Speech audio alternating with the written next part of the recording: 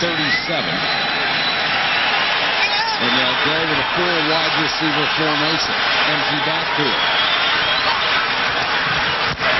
4-man rush. Pressure on McNabb and Simeon Rice from behind. Boy, he just beat Trey Thomas. He beat Trey Thomas. He just ran around him. Simeon Rice and Donovan McNabb were high school teammates. Now he's got no respect for the kid, the young kid that played quarterback at his high school. His teammates said that for Simeon Rice, it was a steep learning curve coming into this system, but he got it late in the year, had 11 sacks during the regular season. Carl Williams waits for the punt of Sean Landetta, who's had another brilliant year as the punter. Williams had a seam, got a big block, and got it back to the 35-yard line. 12-yard return, almost a lot more after a punt of 47. We're still tied at 3 from Philly.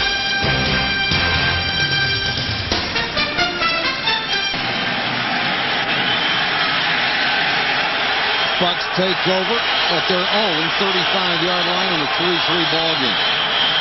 Warwick Dunn. Chances for a few, then gets to the 40. James Hackett. Let's go to Susie Cole. Mike, you saw that right sack in the last series. Well, Simeon admits that this is tough tonight because he looks at McNabb as his little brother. They grew up together in the same town, were 2 years apart in the same high school. He said they never met in a game of this magnitude. 14 months ago, when Rice was still playing for Arizona, he took Donovan down 3 times. Tonight he promises lots of trash talk. And he said to him last week, Simmy said, "We're going to kick your butt tonight." Well, Susie, we've seen brothers do worse to each other.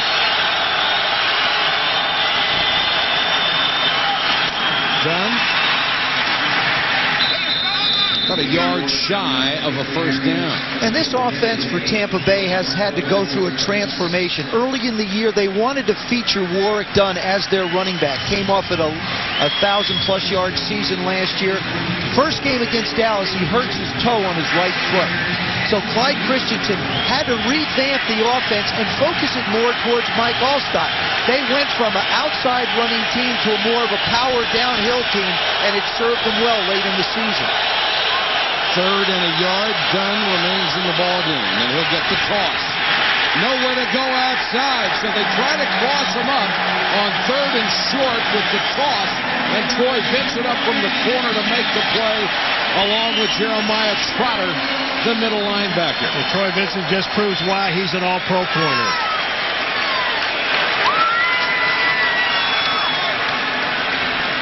Here in Philadelphia, playoff atmosphere.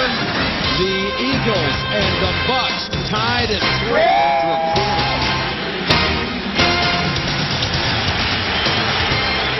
To start the second quarter from the vet, Tampa Bay and Philadelphia. Royals to kick to Mitchell. A lot of room to run on a low-line drive.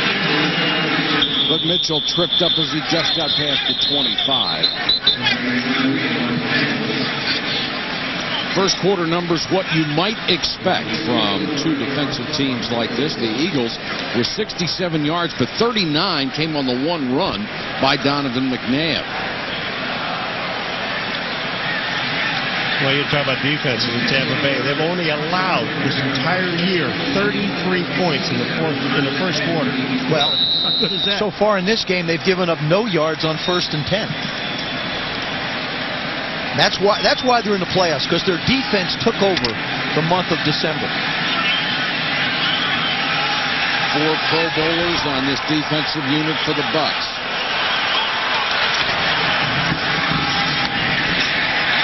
Pinkston out in the flat, hurled out of bounds. Pinkston, Freddie Mitchell, James Thrash comes over. This wide receiving core has a lot of potential, but it's very, very young. Remember the game we did with Dallas? Pinkston made some great catches. He's a big guy at 6'2", but he's only 170 pounds. 2nd and 4 for the Eagles.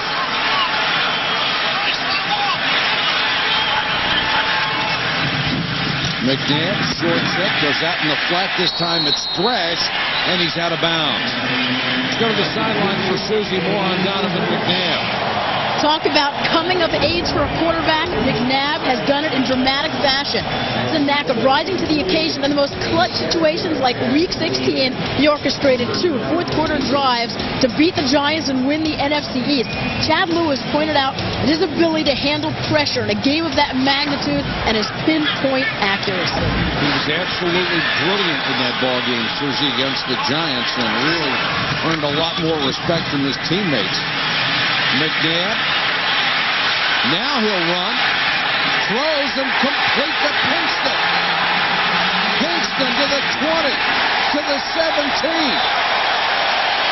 Paul, gain of 43. Trey Thomas, you know, we saw him get beat by Simeon Rice before in the first quarter. Watch Trey Thomas now on Simeon Rice. 72 on 97. Look at this. He backpedals a little bit, but he still keeps Simeon Rice in front of him. He keeps control. Donovan McNabb just buys so much time. And again, I can't emphasize enough how he keeps his eyes focused down the field. He doesn't look to run. He looks to throw.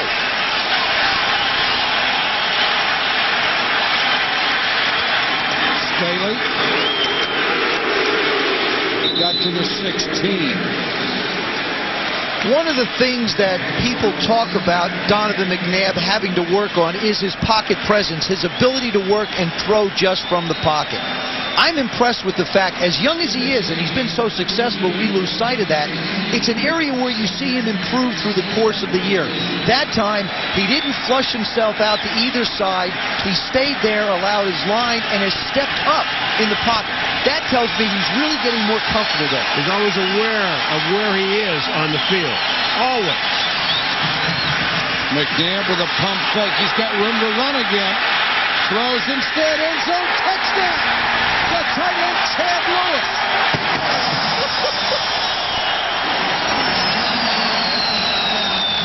I guess you could call that aware. Well, yeah. Not only is he aware of where he is, but he is aware of everyone else. He puts Chad Lewis in a position to catch this ball. Watch him direct Chad Lewis. Watch his left arm. Get over. What a throw. Chad Lewis just continuing to work. Dexter Jackson really can't stay with him long enough as long as Donovan McNabb buys that much time. David Akers for the point after.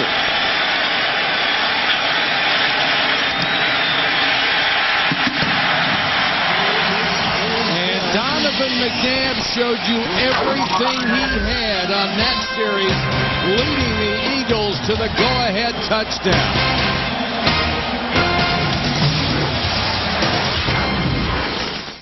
It is the kind of game that Donovan McNabb had a year ago when the Eagles beat the Tampa Bay Buccaneers here at the Vet. He's doing it again to Tony Dungy's crew. The Eagles are up 10-3. Stecker awaits the kick. Stecker from the 3. And down at the 21. We've talked about a lot of different elements with Donovan McNabb. The line of scrimmage is about the 16-yard line. You see where that line is. Watch as he scrambles. You're going to get a chance to see where he scrambles to. Right there. That's how close he is to the line of scrimmage. Remember, the ball can't be across the line of scrimmage. His body could be for it to be a legal play. But that's quarterback awareness. Now a challenge for Tampa Bay's offense as they start from the 21. Alstott dancing, then rumbling. Alstott to the 37 is something else. Well, again, when you watch Mike Alstott, just you keep your eyes on his shoulders. Now, none of these guys really want to hit him, especially the defensive backs and downfield. But watch him. Look at his shoulders. Yeah, he's going to slide to his right, but his shoulders are square. Here he comes back up. He's not unloading it and loading again. He's always loading. Damian Moore was not in a hurry to jump in there and try and tackle him either.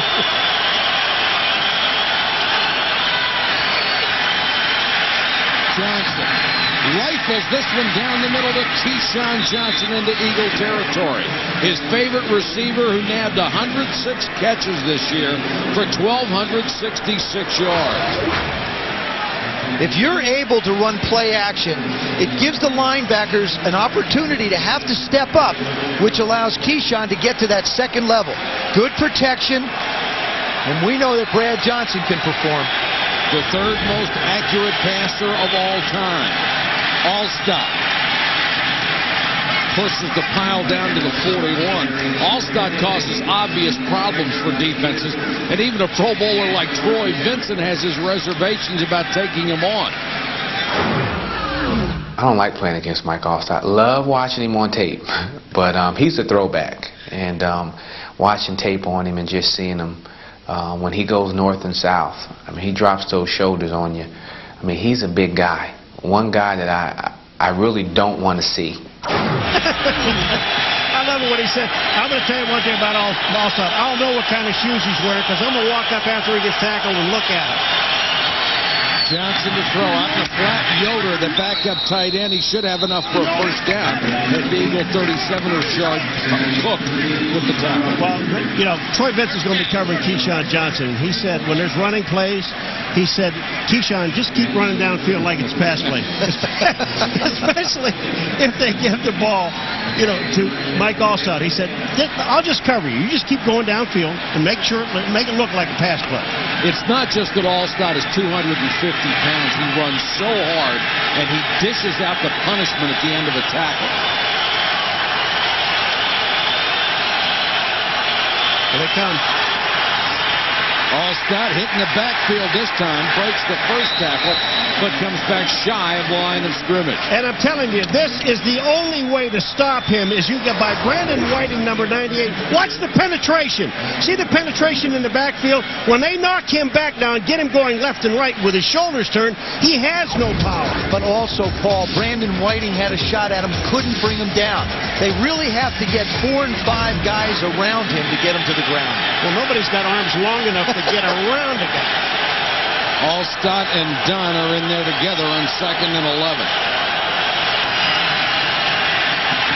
Johnson wants the screen to Alstott.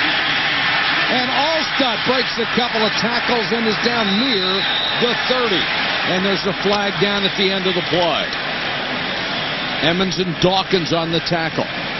Looks like a rodeo. I think this one's going to go against the Eagles. Let's get on Alstott's back and ride it. It's a face mask. Now the question is, did you turn his head to bring him down? Is it 15 yards or is it 5? Mike coming through. There's the face mask. There's the head being turned. I think it's going to be 15. Absolutely. 15-yard penalty. Personal foul, half the distance to the goal. First down.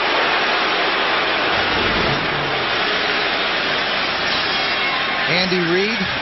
Not happy. Well, those are the kind of mistakes that upset a coach. You miss a tackle, live with that. You blow an assignment, live with that. But grabbing face masks, jumping off sides, the Eagles have made too many mistakes early in this game. Let me ask you, But you ever tackled Alstott? No. You ever tackle anybody as big as Alstott? Well, there's been some defensive backs that have really marked some of my passes. Yeah. Harvey Martin did a defensive lineman too.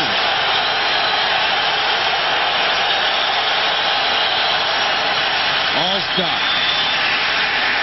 And thrown back across the 15. There's something you won't see very often. Corey Simon at 293 said, don't come in here. Watch this. Alstott, watch his feet leave the ground after he gets hit.